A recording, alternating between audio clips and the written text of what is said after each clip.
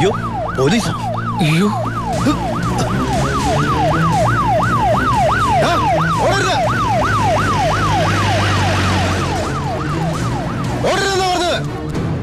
നീ എന്നതാടായി പറയുന്നത്? Load police പിടിച്ചെന്നു.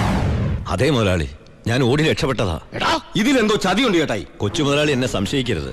വർഷം കുറെ ആയില്ലേ ഞാൻ നിങ്ങളുടെ കൂടെ ആയിട്ട്. എത്ര വർഷമായാലും നീ കള്ളപ്പണിയല്ലേ ചെയ്യണത്? കള്ളൻ എന്നും കള്ളൻ തന്നെയാടാ. ഇതേ ലക്ഷങ്ങളുടെ ഏർപ്പാടാ. ബേബി കുഞ്ഞേ. ചേട്ടാ സത്യം പറ, ഞങ്ങളുടെ ലോറിയിലൂടെ എങ്ങോട്ടാ മറിച്ചു വിറ്റത്? ഇയാളുടെ മോന്ത കണ്ടാലറിയാം 10 കാശ് കയ്യിൽ കിട്ടിയിട്ടുണ്ടെന്ന്. നമുക്ക് പോലീസ് പരാതിപ്പെടാൻ പറ്റില്ലല്ലോ. സംഗതി സ്പിരിറ്റ് അല്ലേ. ഇവനെ കൊണ്ട് സത്യം ഞാൻ പറയിപ്പിക്കാം. പറയടോ. ഞാൻ പറഞ്ഞത് സത്യമാ. നീ പറയില്ലല്ലേ? പറയടോ. ലോഡ് ആർക്കാ നീ മറിച്ചു വിറ്റത്? കുഞ്ഞേ.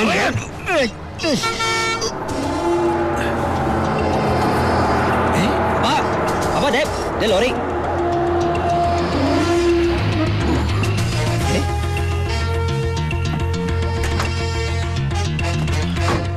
നല്ല ആളാട്ടാ. പോലീസിനെ കണ്ടപ്പോ ബായി എന്തൊരു ഓട്ടോ ഓടിയത്. ഞാനാണെങ്കി പേടിച്ചും പോയി. പിന്നെ RC ബുക്കിൽ അഡ്രസ് അപ്പൊ ഒരു കണക്കിന് വണ്ടി ഇവിടെ എത്തിച്ച്. എനിക്കാണെങ്കി കാറൊക്കെ ഓടിച്ചുള്ള ചെറിയ പരിചയമുള്ളേ. എന്തൊരു പാടാ ഈ പണ്ടാറ് ഓടിക്കാനായിട്ട്. എന്റെ പുണ്യാളം കൊണ്ടുവന്നാ ഇവനെ. ഇത്രയും കാലം ജീവൻ പണയം വെച്ച് കൂടെ നിന്നിട്ടും നിങ്ങൾക്ക് ആർക്കും എന്നെ മനസ്സിലായില്ല. ചെയ്യുന്നത് കള്ളപ്പണിയാണെങ്കിലും അതൊരു സത്യമുണ്ടെന്ന് വിശ്വസിക്കുന്നവനാ ഞാൻ. ഇനി ഞാൻ നിങ്ങളുടെ കൂടെ ശരിയാവില്ല. ഞാൻ പറഞ്ഞോട്ടെ. എന്നെ കൊണ്ട് കുറെ ഉണ്ടാക്കിയില്ലേ, ഇനി ഒറ്റയ്ക്ക് കൂടെ ഉണ്ടാക്കിയാ മതി. ചാണ്ടിച്ച അപ്പാ ഇയാളെ പോണേ പോട്ടപ്പാ. ഇയാളെ ചത്ത നമ്മള് ബിസിനസ് ആയില്ലേ?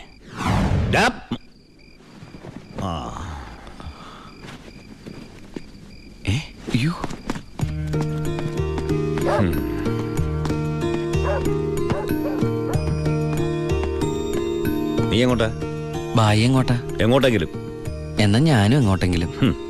വാ. ബായി സത്യമുള്ളവനാണെന്ന് എനിക്ക് തോന്നി. ഞാൻ അയാളുടെ കൂടെ കൂടി. ബായിക്ക് ഭാര്യയുണ്ട്, മകനുണ്ട്. മകനെന്ന് പറഞ്ഞ ബായിക്ക് ജീവനാ. ശിവന് കുറച്ച് ചോറിട്ടോടി. ശിവനല്ല, ഉണ്ണി. ചോറ് വേണ്ട, അതിന് പകരം പപ്പടം എടുത്തോളാം. നമ്മുടെ പരമശിവത്തിന്റെ നല്ല ഛായയില്ലടി ഇവന്. എനിക്കും കണ്ടപ്പോഴേ തോന്നി. ആരാ ഈ പരമശിവം? പണ്ട് ലോറി താവളത്തിൽ നിന്ന് കിട്ടിയതാ അവനെ. പിന്നീട് എനിക്ക് എന്റെ സ്വന്തം അനിയനെ പോലെയായി. 4 കൊല്ലം മുമ്പ് ഒരു ലോറി ആക്സിഡന്റിൽ അവൻ. ഇന്ന് വഴിയോരത്ത് നീ നിൽക്കണ കണ്ടപ്പോ ഞാൻ അവനെ ഓർത്തുപോയി. അതാ നിർത്തിയത്. എന്നെ ആ അനിയനായിട്ട് കണ്ടൂടെ? അതിനെന്താടാ ശിവ? ശിവനല്ല, ഉണ്ണി. എനിക്ക് നീ ശിവൻ തന്നെയാ. അങ്ങനെ ഉണ്ണി എന്ന ഞാൻ ബായിക്ക് ശിവനായി. ബായിക്ക് ഈ പരിപാടി സ്വന്തമായിട്ട് തുടങ്ങിക്കൂടെ? നീ വിചാരിക്കും പോലെ അത്ര നിസാരമല്ല കാര്യങ്ങള്. ഇത്രയും കാലത്തെ എക്സ്പീരിയൻസ് വെച്ചിട്ട് ഒരു ലോഡ് ഒപ്പിക്കാൻ ബായിക്ക് പറ്റില്ലേ? അത് പറ്റും. പക്ഷെ എങ്ങനെ കടത്തിക്കൊണ്ടുവരും? ചെക്ക് പോസ്റ്റിലൊക്കെ നല്ല കാശറിയണം. അതെവിടുന്ന്? ഒന്ന് ഞാൻ പറയാം. സാധനം കിട്ടിയ കാശ് മുടക്കില്ലാതെ ചെക്ക് പോസ്റ്റ് എടുത്തുന്ന കാര്യം ഞാൻ ഏറ്റു. അതിനുള്ള ചില നുണുക്ക് വിദ്യകളൊക്കെ എൻ്റെ ഉണ്ട് ബായി. ആ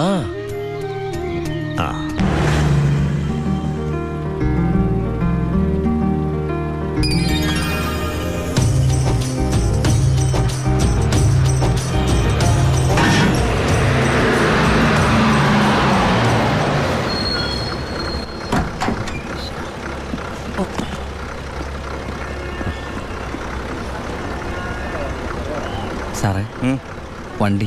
എന്താണ് വണ്ടിയില്? ഐസാണ് സാറേ. കുറിപ്പേ കയറി പരിശോധിക്കും സാർ.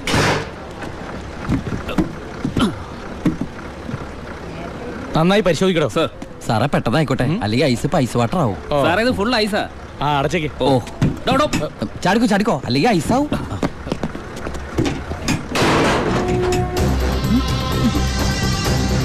വിട്ടോ വിട്ടോ.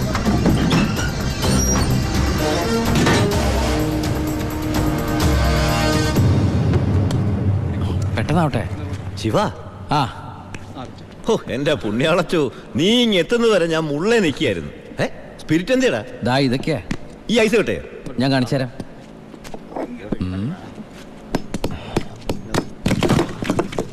ദാ ഒറിജിനൽ സ്പിരിറ്റ്.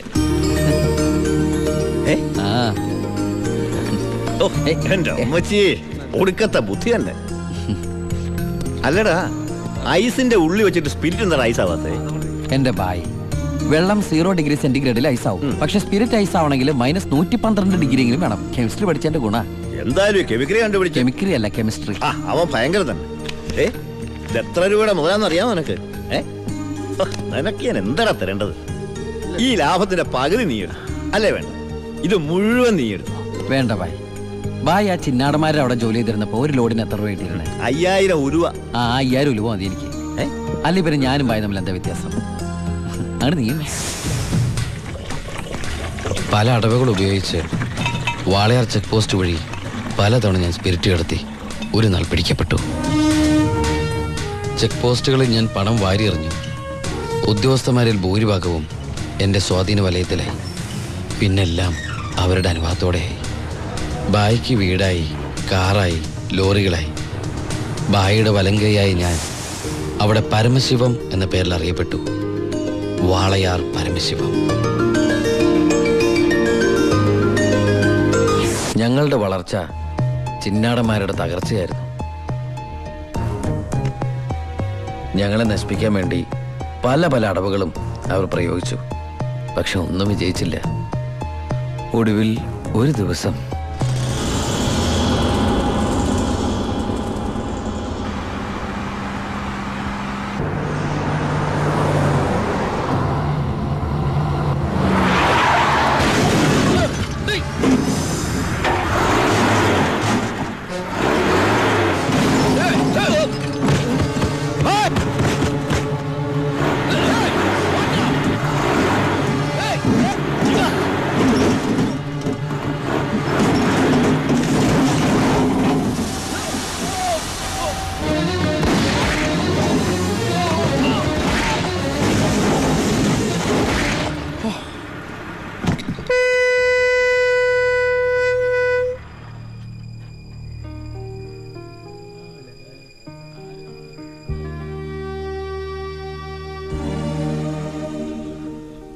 പോലീസ് കേസെടുത്തു. കാറ്, തോക്ക് തുടങ്ങിയ തെളിവുകളൊക്കെ ബായിക്കെതിരായിരുന്നു. ബായിക്ക് വേണ്ടി ഞാൻ കുറ്റേറ്റെടുത്തു. എന്തിന്? ബായിക്ക് ഭാര്യയുണ്ട്, മകനുണ്ട്. ഞാൻ ബാച്ചിലറല്ലേ. ഒന്ന് ജയിലിൽ കയറി ഇറങ്ങിയാലും എനിക്കെന്ത് സംഭവിക്കാൻ? പാവം ബായ് എനിക്ക് വേണ്ടി ഒരുപാട് കാശ് ചെലവാക്കി കേസ് നടത്തി. അതുകൊണ്ട് എൻ്റെ ശിക്ഷ 4 കൊല്ലമായിട്ട് കുറയ്ക്കാൻ ബായിക്ക് സഹായിച്ചു. ഈ ബായിയാണ് ഞാൻ ദുബായിൽ നിന്ന് കാശ് അയക്കുന്ന പോലെ മാസാമാസം കാശ് എൻ്റെ വീട്ടിലെത്തിക്കുന്നത്. എൻ്റെ കുടുംബം അവിടെ ഹാപ്പി. അതുകൊണ്ട് ഞാനിവിടെ ഹാപ്പി. പരമശിവത്തിന്റെ പരോൾ സാങ്ഷൻ ആയിട്ടുണ്ട്. ആള് കുഴപ്പക്കാരനൊന്നുമല്ലല്ലോ? അല്ല സാർ.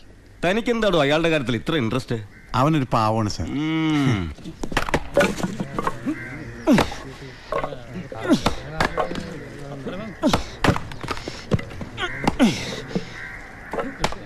എടാ അവന്റെ ആ മസിൽ കിട്ടിയിരുന്നെങ്കിൽ ഉച്ചക്ക് ബീഫ് ഫ്രൈ ആയിട്ട് കൊടുക്കായിരുന്നു.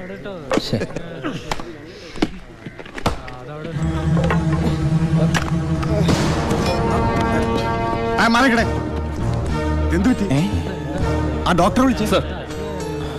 ഒടുക്കത്തെ കരുനാക്ക്. എന്താടാ ഒരാള് കിടന്ന് ഉറങ്ങണേന് ഇങ്ങനെ പറഞ്ഞു? നീ എന്താ വേടി?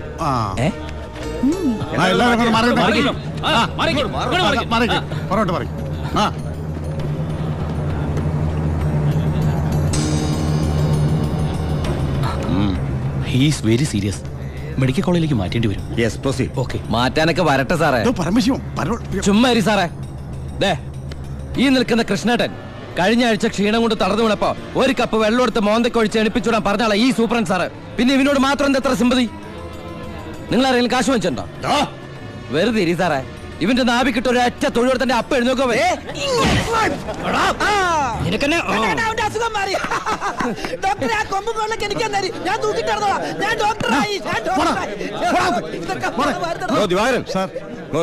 അവന്റെ പരോളിന്റെ പേപ്പർ കണ്ടത്. ഇവന് 14 ദിവസം വേണ്ട, 5 ദിവസം മതി. എടാ ചിന്നാടാ, നീ ഇവിടുന്ന് മുങ്ങിയാ പിന്നെ എന്നെ ആരാ ഇതിനകത്ത് വെച്ച് കൊല്ലുക? നീ എന്നെ കൊല്ലുന്നത് കാണാൻ കാത്തിരിക്കല്ലേ ഞാൻ. ഇവൻ എന്നെ മൂടൗട്ടാക്കി അടങ്ങുള്ളൂ. നീ പോയി ജോലി എടുക്കടാ. നീ ഓർത്തോ? ഓർത്തല്ല, ഞാൻ ഡെന്റിസ്റ്റ് പല്ല് ഞാൻ എടുക്കും. നീ സൂക്ഷിച്ചോട്ടോ. ഞാൻ ഇവിടുന്ന് പുറത്തിറങ്ങിയിട്ട് വേണ്ടേ?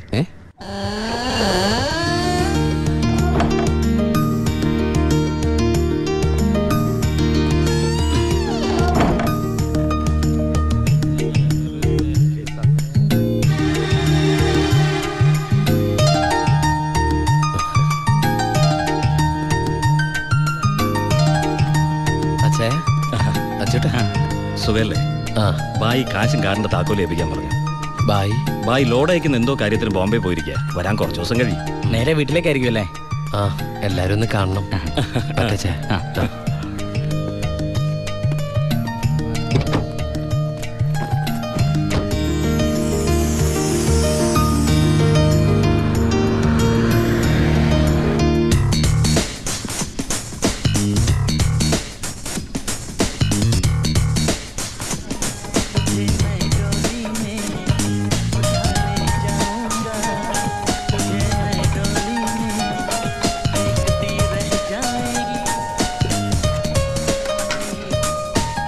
ഭാരതി അമ്മേ, ഭാരതി.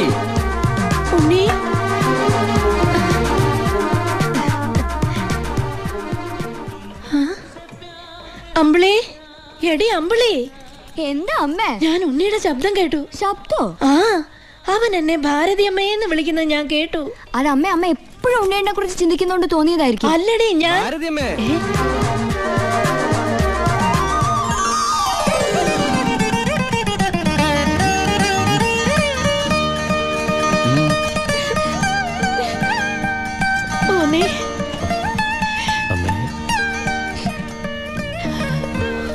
ഉണ്ണി.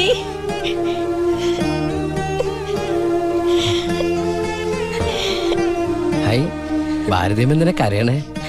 സന്തോഷം കൊണ്ട. ഊണം കഴിഞ്ഞ് കിടന്നുറങ്ങാൻ പോയ നിന്നെ 6-7 വർഷം കഴിഞ്ഞല്ലേടാ കാണുന്നത്. അതൊക്കെ പോട്ടമ്മേ.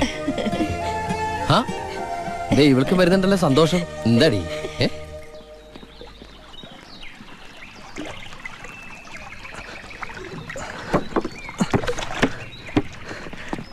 ഉണ്ണിയേട്ടൻ വന്നു. ഓർക്കാപ്പുറത്തല്ല അമ്മേ ലീവ് കിട്ടിയത്. അതുകൊണ്ട് ഒരുപാടൊന്നും വാങ്ങാൻ പറ്റിയില്ല. അമ്മയ്ക്ക് ഷുഗറും പ്രഷറും നോക്കാൻ, പിന്നെ നിനക്ക് മിഠായി, ഓടി CD. എടാ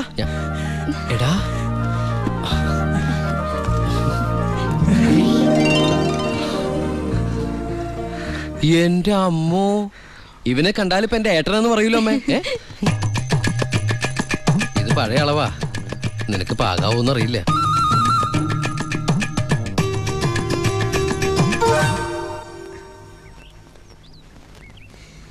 നീ പിടിച്ചേ.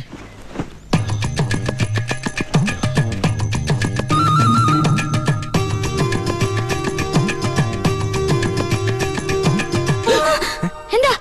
ചുമ്മാ ഒന്നുമില്ല. നീ എന്റെ ഷോൾഡേഴ്സ് നോക്കി. ഏട്ടാ, ഇത് ജീൻസ് അല്ലേ? ഓ, ജീൻസ് ആണോ? എന്നാ വേസ്റ്റ് നോക്കിയോ.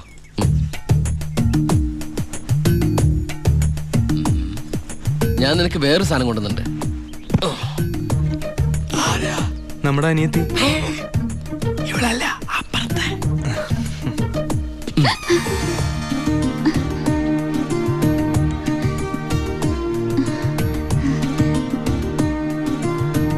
ആരാ?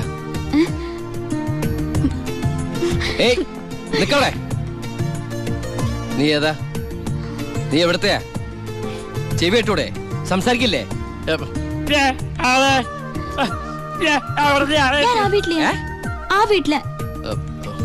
അതെന്റെ വീടല്ലേ? ഏട്ടാ, നമ്മുടെ പുതിയ വാടകക്കാരാ. ഓ, നല്ല കൂട്ടരാ. നല്ല തങ്കപ്പെട്ട സ്വഭാവമുള്ള കുട്ടിയാ. പേര് ഗോപിക. അയ്യേ, എനിക്ക് പെങ്ങളെ പോലെയാ. അയ്യോ, പെങ്ങളെ പോലെയാണോ? അപ്പൊ നിനക്ക് India is my country, all Indians are my sisters ആണല്ലേ? നിനക്ക് ഇന്ത്യയിൽ നിന്ന് പെണ്ണ് കിട്ടാൻ പറ്റില്ലല്ലോ. ഒന്ന് പോയടാ. നമുക്ക് ഇറ്റലിയിൽ നിന്ന് ഒരു ജെറ്റിലെ തപ്പാം. ഗോപികയുടെ അച്ഛൻ്റെ അടുത്ത് ഞാൻ എല്ലാ കാര്യങ്ങളും സംസാരിച്ചിട്ടുണ്ട്. അതിന് ഉണ്ണിയുടെ അഭിപ്രായം കൂടെ അറിയണ്ടേ? കല്യാണക്കാര്യം പറയുമ്പോ അവൻ എന്തെങ്കിലും പറഞ്ഞൊഴിയും. നോക്കിക്കോ. പെണ്ണ് കാണൽ ചടങ്ങാണെന്ന് ഉണ്ണിയേട്ടൻ്റെ അടുത്ത് ഇപ്പൊ പറയണ്ട. അമ്മേ, ഗോപി ഉണ്ണിയേട്ടന് ഇഷ്ടം ഉറപ്പാ. എന്താടാ അവിടെ ഒരു ഗൂഢാലോചന? ഞങ്ങള് നിന്റെ കാര്യം പറയായിരുന്നു. ഞങ്ങൾ ഏട്ടന്റെ കാര്യം പറയായിരുന്നു. എന്താമ്മേ? ഉണ്ണിയേട്ടൻ ഇവിടെ വന്നിട്ട് ഔട്ട് ഹൗസിൽ താമസിക്കുന്നവരെന്ന് പരിചയപ്പെട്ടോ? അങ്ങോട്ടൊന്ന് കേറി ചെന്നു. ദുബായ്ക്കാരന്റെ പത്രാസെന്ന് അവര് വിചാരിച്ചിട്ടുണ്ടാവും. മോശമായ ഭാരതി. എന്നാ ഇപ്പൊ തന്നെ കണ്ടിട്ട് ഈ രാത്രിയിലോ? രാത്രി എന്താ കുഴപ്പം? കുഴപ്പമുണ്ട്. അവിടെ പ്രായമായ ഒരു പെൺകുട്ടിയില്ലേ? ഞാനത് ഓർത്തില്ല. ഞാൻ ആ ഞെരിഞ്ഞില് പോലത്തെ അപ്പൂപ്പനെ കുറിച്ച് ഓർത്തത്. വാ, രാവിലെ പോയാ മതി. മതി.